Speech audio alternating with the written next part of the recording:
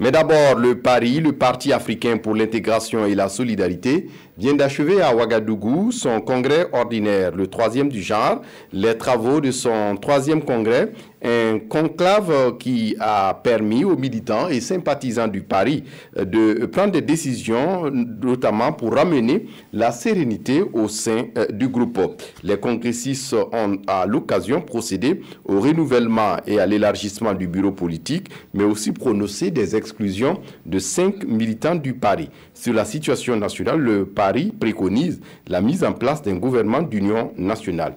Aruna Maré, Konsoum Koulibaly. Roland Tondé rempile pour un 3e mandat à la tête du PARI, le Parti africain pour l'intégration et la solidarité. Le nouveau bureau politique du parti passe désormais de 21 à 60 membres. Ce sont des décisions issues de ce 3e congrès ordinaire du PARI qui a aussi procédé à l'exclusion de 5 membres du parti. Il y avait une crise qui secouait depuis 2 ans. La crise est derrière nous.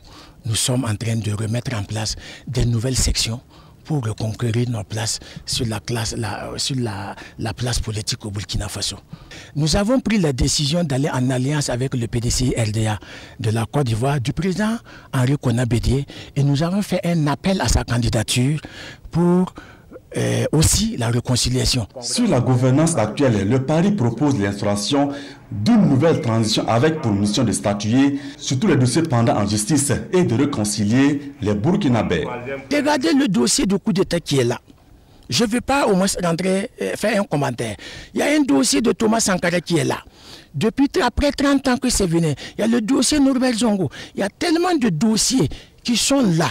À quand nous allons finir avec ces dossiers pour en finir? S'il ne peut pas, il ouvre une transition et nous allons l'accompagner. Un congrès extraordinaire du parti est envisagé en 2019 pour désigner le candidat du PARI à la présidentielle de 2020.